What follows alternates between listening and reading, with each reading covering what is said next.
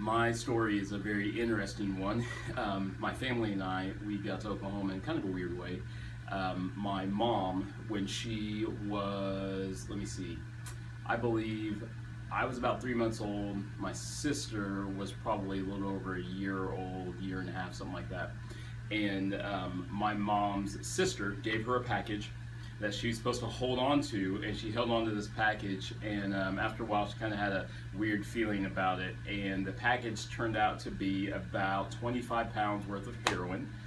And through that, the interesting thing is it didn't belong to my mom. She felt very uncomfortable about it, and when the authorities finally came to ask questions about it, my aunt, who had given it to my mom, had lied and basically said that that belonged to her. And the rest of my family at that time did not stand up for my mom, who had 3 kids, me, my brother, and sister. And for whatever reason, everyone wanted to protect the aunt, who was obviously a drug user and gotten into some pretty heavy stuff, then protect the single mom. My father had just passed away. Then to protect the single mom with 3 kids. So what ended up happening was my mom had to testify in court about this package she knew nothing about, and we got exported to Oklahoma on the witness relocation program.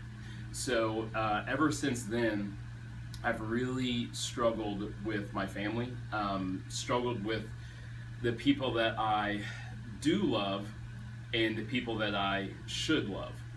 And it's always been interesting because I've never really had a lot of love for the people who threw us away back in our home state of New York. And every time we talked to them, it would be a holiday or something, and this is before caller ID. And so my mom would call me in the room. I'd be about 10, 11 years old. Hey, do you want to talk to Aunt so-and-so? And I'm like, Dad, sure. And I get on the phone and talk about all my Christmas presents and G.I. Joe and He-Man, whatever I got, and I'd get off the phone because I didn't really want to communicate with them. We would have trips, and we would take these trips with federal agents, and they would escort us to a city. So they would fly us and my family to a city, and then we'd pick maybe my grandmother and a cousin or someone, and we'd all meet at this random city. We would have federal agents with us, and they'd take us around everywhere. It was actually kind of cool, you know, being a kid, about 12, 13 years old, being taken around with federal agents and all this fun stuff was really kind of cool. But I got to know a very, very, very small portion of my family, but not the extended amount of my family. And over the years, as we continued to meet, the program stopped, so we didn't have the opportunity to meet the rest of my family. So I've met probably my grandmother, who has since passed away, 1 or 2 cousins, and I think I've met an aunt. And over the years, I just grew more calloused and more cold towards that side of the family, my mom's side of the family. Well, come to find out, I have a brother that I'd never met. This brother is on my dad's side of the family, and his name is Michael. And when I first got hired at Life Church, and my mom called Michael in, we'd never met before, called him in for my going away party because I was moving to our Phoenix campus.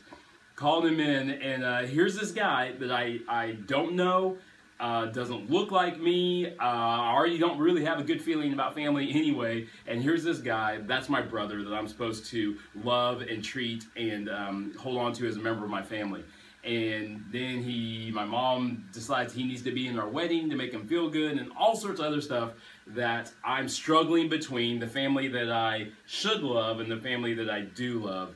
And the struggle for me goes back to, how does Christ love us? He loves us and he accepts us as we are. And this has been a really hard challenge for me to try and accept and love my family, the people who threw us away, in my opinion. The people who haven't really tried that hard to make us family, but then they expect all these things from us.